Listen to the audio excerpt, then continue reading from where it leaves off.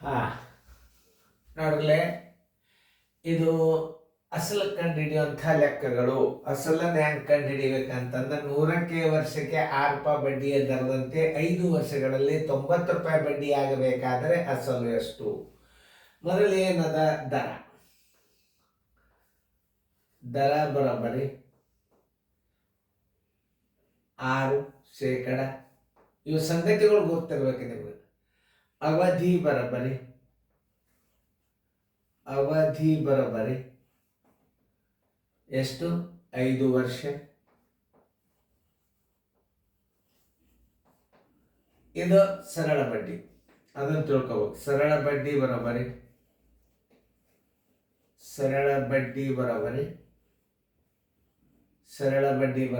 90 ರೂಪಾಯಿ. ಕೇಳಿದ ಸಂಗತಿ ಹೆಚ್ಚು ಹಚ್ಕೋಬೇಕು. ಅಸಲು ಬರೋಬ್ಬರಿ ಎಷ್ಟು? ಈಗ ಈ ಇನ್ನೊಂದೇನು, ಈ ಸರಳ ಬಡ್ಡಿ ಲೆಕ್ಕದ ಮಾಹಿತಿಯನ್ನ ನಿಮಗೊಂದು ಸೀರಿಯಲ್ದೊಳಗೆ ಅನುಕ್ರಮ ನಂಬರ್ದಾಗೆಲ್ಲ ಡಿಟೇಲ್ ಬರ್ಸಿನು, ಅದನ್ನು ನೋಡ್ರಿ. ಈಗ ಸದ್ಯ ಅಸಲು ಬರೋಬ್ಬರಿ ಸೂತ್ರ. ಅಸಲು ಬರೋಬ್ಬರಿ 100 ಗುಂಡ್ಲೆ 1 ಗುಂಡ್ಲೆ ಬಡ್ಡಿ. 100 ಗುಂಡ್ಲೆ 1 ಗುಂಡ್ಲೆ ಬಡ್ಡಿ ತಕ್ಕೊಂಡ್ರಿ. ಉಳಿತೇನು? ದರ ಮತ್ತು ಅವಧಿ. ದರ ಗುಂಡ್ಲೆ ಅವಧಿ. ನೋಡ್ರಿ, ಇಲ್ಲೇ ಸೂತ್ರ ನೋಡ್ರಿ, ನಾ ತಿಳಿಸ್ಯಾಳ ನೋಡ್ರಿ. ಏನ್ ತಗೊಂಡ್ರಿ? ಈಗ ಸರಳ ಬಡ್ಡಿ ತಕ್ಕೊಂಡ್ರಿ. ಈಗ ಸರಳ ಬಡ್ಡಿ ತಕ್ಕೊಂಡು ಇಲ್ಲಿ ಇಟ್ರಿ ಅಂತಂದ್ರೆ ಉಳಿದು ಎಷ್ಟು? ಈಗ ದರ ಅವಧಿ 2 ಉಳಿದು, ಅದನ್ನ ತಾಳಗಿಟ್ಟು ದರ ಅವಧಿ ತಾಳಗಿಟ್ಟು ಬಾಗಿಸ್ಬಿಡ್ಬೇಕು. 100 ಗುಂಡ್ಲೆ 1 ಗುಂಡ್ಲೆ ಬಡ್ಡಿ ಎಷ್ಟದ? ಬಡ್ಡಿ 90 ಅದ. ಸರ್ವಾಸ್ ಬಾಗಲೆ ದರ ಎಷ್ಟದ? 6 ಅದ. ಅವಧಿ ಎಷ್ಟದ? 5. ನೋಡಿ, 5 ಒಂದಲೇ 5 ಒಂದಲೇ 5 8, 6 ಒಂದಲೇ 6 ಮೂರ್ಲೆ 100 ಮೂರ್ಲೆ 300 ರೂಪಾಯಿ. ಆದ್ದರಿಂದ ಆನ್ಸರ್ ಅಸಲು ಬರೋಬ್ಬರಿ 300 ರೂಪಾಯಿ. ಇಷ್ಟೇ ಮಾಡೇನು.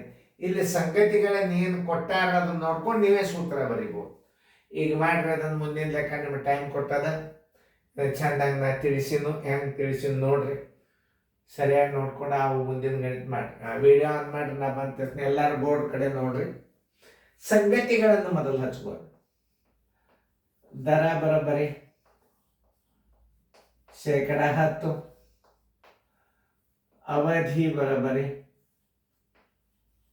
ಅವಧಿ ಬರೋಬ್ಬರಿ 5 ವರ್ಷ.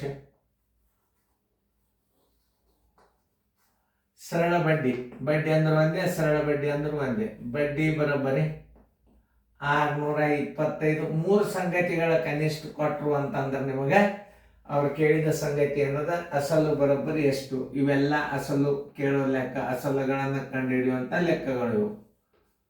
ಅಸಲು ಬರೋಬ್ಬರಿ ಎಷ್ಟು?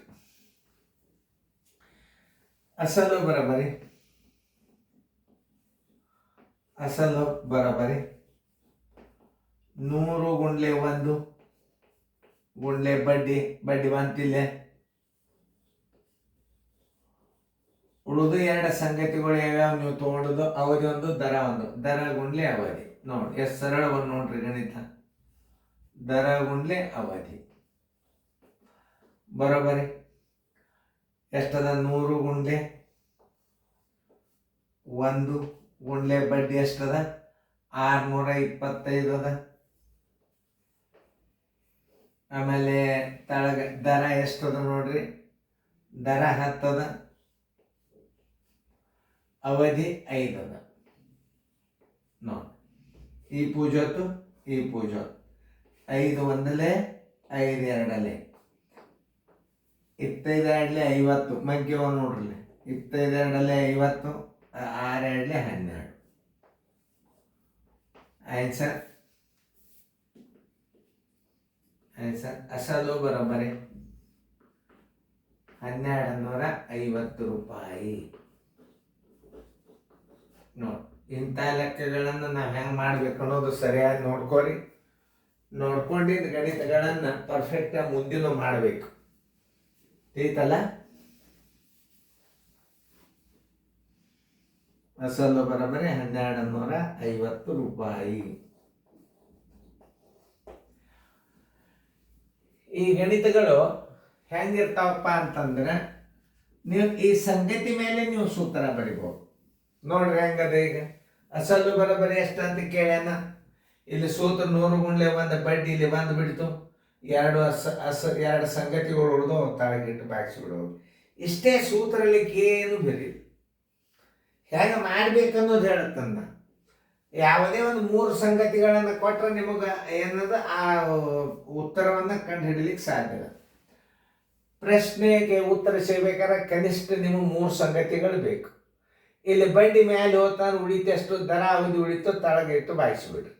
ಬಂತೆ ಅಸಲ. ಯಾವುದೇ ಒಂದು ಗಣಿತ ಕಲಿಬೇಕನ್ನೋ ಭಾವನೆದಿಂದ ನೋಡ್ಬೇಕು. ಆಮೇಲೆ ಈ ಟೆಲಿಗ್ರಾಮ್ ಕ್ಲಾಸ್ನೊಳಗೆ ನಿಮ್ಮ ಭಾಳ ಅಂದ್ರೆ ಭಾಳ ಉಪಯೋಗ ಆಗತಕ್ಕಂಥ ಗಣಿತಗಳು ದಿನಾಲೂ ನೀವು ರಿವಿಷನ್ ಮಾಡ್ಬೋದು. ಈ ಗಣಿತಗಳನ್ನು ಅಂಕಿ ಸಂಖ್ಯೆಗಳು ಅಷ್ಟೇ ಬದಲಾಗ್ತವೆ ನಿಮಗೆ. ಆದ್ರೆ ಎಲ್ಲ ಗಣಿತಗಳು A to Z ಎಲ್ಲ ಗಣಿತಗಳು ಇದರಾಗ ಬರ್ತಾವೆ. ಈ ಅನುಕ ನಂಬರ್ ಏನದ ಸರಳ ಬಡ್ಡಿಲಾಗಿ ಏನೇ ದಿನಾಂಕದಾಗ ಕೇಳಿ, ದಿನದಾಗ ಕೇಳಿ, ಮತ್ತು ಭಿನ್ನ ರಾಶಿ ಒಳಗೆ ಕೇಳಿ, ದಶಮಾಂಶದಾಗ ಕೇಳಿ, ಎದರಾಗ ಕೇಳಿದ್ರು ಗಣಿತಗಳು ಪ್ರತಿಯೊಂದು 1 2 1 2 ಇದರ ಮಾದರಿಗಳು ಈ ಸೀರಿಯಲ್ದಲ್ಲಿ ಇರ್ತಾವೆ.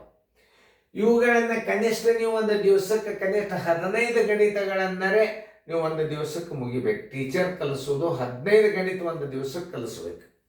ಅಂದರೆ ಏನಂದರೆ ನಿಮಗೆ ಇದು ಕವರ್ ಆಗ್ತದೆ. ಬರೀ 1-2 ಸುಮ್ ಕಲಿಸಿಬಿಟ್ರೆ ನೀವು ಪರ್ಫೆಕ್ಟ್ ಆಗ. ಈ ಅನುಕ ನಂಬರ್ ಪೂರ್ತಿ ಮುಂಜಾನೆ 3 ತಾಸಿನ ಪೀರಿಯಡ್ದೊಳಗೆ ಈ ಅನುಕ ನಂಬರ್ಗಳನ್ನು ಪೂರ್ತಿ ನೀವು ಮುಗಿಸಿಬಿಟ್ರಿ ಅಂತಂದ್ರೆ ವಿದ್ಯಾರ್ಥಿಗಳಿಗೆ ನೀವೆಲ್ಲ ಕಲ್ತು ಬಿಟ್ರೆ ನಿಮ್ಮ ಪರೀಕ್ಷೆದ ಬೇಕಾದ ಗಣಿತ ಕೇಳಬೇಕ ನಿಮಗೆ ಮಾಡ್ಲಿಕ್ಕೆ ಬರ್ತಾವೆ. ಅದಕ್ಕೆ ಇದನ್ನು ಮುಂದಿನ ಗಣಿತಗಳನ್ನು ನೀವು ಮಾಡಿರಿ. ಟೈಮ್ ಕೊಟ್ಟದ ನೋಡಿ, ಚೆಂದಾಗಿ ನೋಡ್ಕೊರಿ ಗಣಿತ.